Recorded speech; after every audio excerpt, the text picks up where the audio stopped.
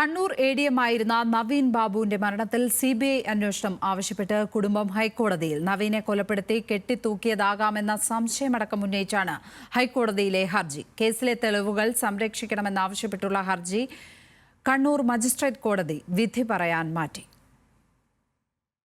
കേസിലെ ഏക പ്രതി മുൻ ജില്ലാ പഞ്ചായത്ത് പ്രസിഡന്റ് PP ദിവ്യയെ സംരക്ഷിക്കുന്ന വിധത്തിലാണ് പോലീസ് അന്വേഷണം മുന്നോട്ട് നീങ്ങുന്നതെന്നാണ് ഹർജിയിലെ ആരോപണം. നവീൻ ബാബുവിന്റെ ഭാര്യ K മഞ്ജുഷയാണ് ഹൈക്കോടതിയെ സമീപിച്ചത്. യാത്രയയപ്പ് യോഗത്തിന് ശേഷം നവീൻ ബാബുവിനെ ആരെല്ലാം സന്ദർശിച്ചിരുന്നെന്ന് കണ്ടെത്തേണ്ടത് കേസിന്റെ മറ നീക്കാൻ അനിവാര്യമാണ്. നവീൻ കോഴ വാങ്ങിയെന്നാരോപിച്ച് പെട്രോൾ പമ്പ് അപേക്ഷകൻ മുഖ്യമന്ത്രിക്ക് അയച്ചതായി പറയുന്ന കത്ത് കെട്ടിച്ചമച്ചതാണ്.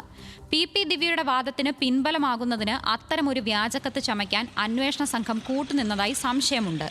വീട്ടുകാർ എത്തും മുമ്പ് പോലീസ് തിടുക്കപ്പെട്ട് ഇൻക്വസ്റ്റ് തയ്യാറാക്കി. ഇത് സംശയകരമാണെന്നും ഹർജിയിൽ പറയുന്നു. സംഭവത്തിന്റെ വൈകാരിക തലവും ആരോപണ വിധേയരുടെ സ്വാധീനവും പരിഗണിച്ചാണ് സർക്കാർ പ്രത്യേക അന്വേഷണ സംഘത്തെ നിയോഗിച്ചത്. എന്നാൽ ശാസ്ത്രീയ തെളിവ് ശേഖരണത്തിന് യാതൊരു താൽപ്പര്യവും കാട്ടാതെ ഉദാസീനമായ അന്വേഷണമാണ് നടക്കുന്നത്. കളക്ടറേറ്റ് പരിസരത്തെയും സ്റ്റാഫ് ക്വാർട്ടേഴ്സിലെയും റെയിൽവേ സ്റ്റേഷനിലെയും CCTV ദൃശ്യങ്ങൾ നിർണായകമാണ്. എന്നാൽ പ്രത്യേക സംഘം ഇത് പിടിച്ചെടുത്തിട്ടില്ലെന്നാണ് അറിയാൻ കഴിഞ്ഞതെന്നും ഹർജിയിൽ ചൂണ്ടിക്കാട്ടി.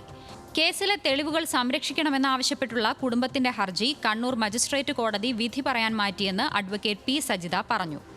ഈ സയന്റിഫിക് എവിഡൻസ് ഇപ്പോൾ അദ്ദേഹം ഈ മീറ്റിംഗിന് ശേഷം ആരോടൊക്കെ സംസാരിച്ചു, എവിടെയൊക്കെ പോയി എന്നുള്ളതൊന്നും നമുക്കീ പറയില്ല. ആകെ അവൈലബിൾ ആയിട്ടുള്ള ഈ CCTV വിഷ്വൽസ് മാത്രമേ ഉണ്ടാവും.